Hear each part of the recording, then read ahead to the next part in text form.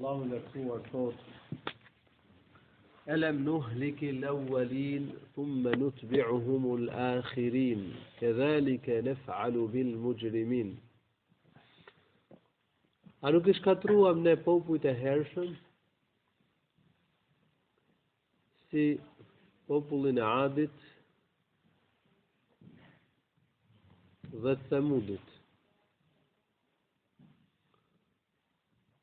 Alam nuhliki al-awwalin thumma nutbi'uhum al-akhirin. E në pasim të tyre ne do të shkatrojmë të mëpasshmit. Domethënë, kundërshtarët e Muhamedit sallallahu alaihi wasallam, kafirët e Mekës dhe të tjerë si puna e tyre. Kadhalika naf'alu bil mujrimin. Ashtu si kurse dënuam popujt e hershëm, ne dënojmë kriminalët, mohuesit.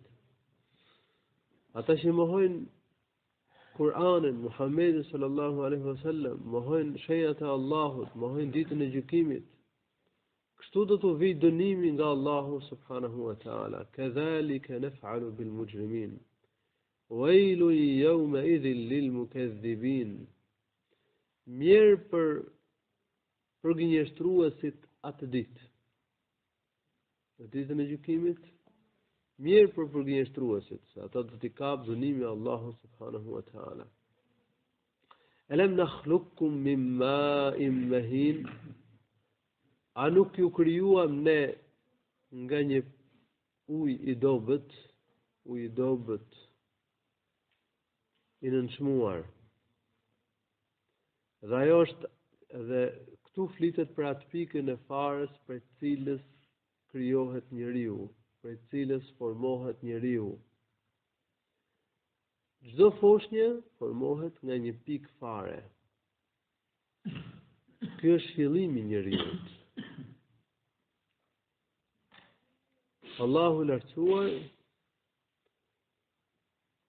ka vendosur që njeriu të krijohet në këtë mënyrë. Këtë jetë zanafilla e njeriut. Alam nakhluqukum min ma'in mahin faja'alnahu fi qararin makin. Dhe pikën e farës, thot Zoti subhanahu wa ta'ala, ne e vendosëm në një vend të qëndrueshëm të sigurt. Dhe kjo është mitra e nënës. Pika e farës, që është fillimi I embrionit të njeriut, vendoset në një vend të qëndrueshëm dhe të sigurt. Qarar do të thotë vend I qëndrueshëm, mekin I sigurt, I ruajtur mirë. Dhe kjo është mitra. Dhe e mban nëna në mitër fëmijën për 9 muaj, për afërsisht 9 muaj. E pastaj kur vjen afati I lindjes, lind ila qadarin ma'lum.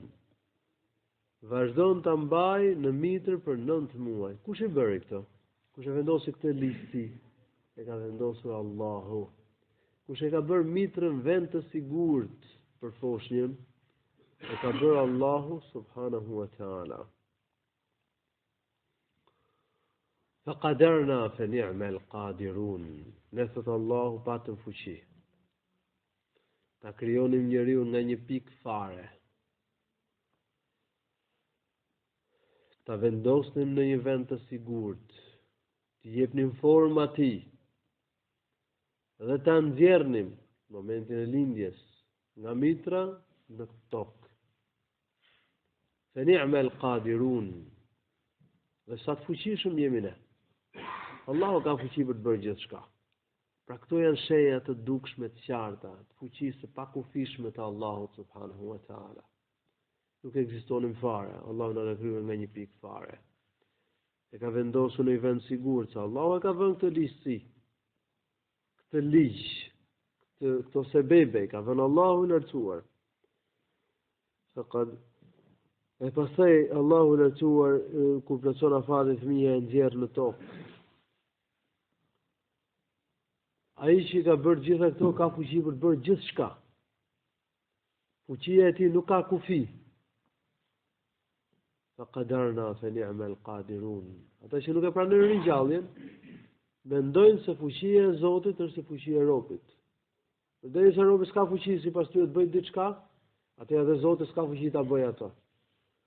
Por harrojnë faktin se Allahu subhanahu wa ta'ala na krijoi dhe nuk ekzistonin fare.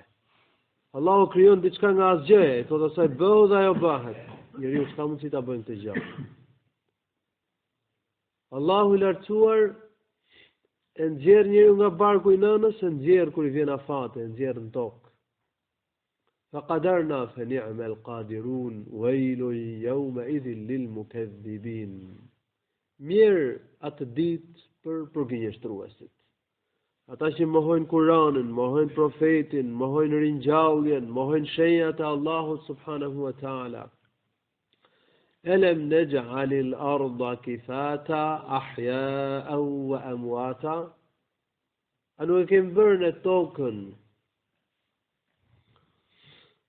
për të mbajtur juve në barkun e saj, ju mbulon në barkun e saj të vdekur, dhe ju mban mbi shpinë, mbi faqen e saj të gjallë. Kush e bëri tokën të tillë? Subhanallahu, Allahu e bëri mitrën vend qëndrueshëm për dhe të sigurt për foshnjën në periudhën e shtatzanisë. Edhe kjo është një fakt e jetës njeriu. Tokën pastaj, pasi del njeriu në tokë, e ka bërë vend sigurt dhe të qëndrueshëm për njeriu, se njeriu mund të fluturonte, njeriu mund të mos kishte stabilitet në tokë. Allahu subhanahu wa ta'ala e ka bërë tokën vend sigurt për njeriu, që të mundet të ecë, të zhvillojë aktivitete mbi faqen e tokës. Ahya'an wa amwata. Kur njeriu është i gjallë, e mban toka mbi faqen e saj. Kur është i vdekur, e mbulon në barkun e saj, varroset njeriu në tokë dhe mbulohet. Allahu lartësuar ka bërë gjitha këto.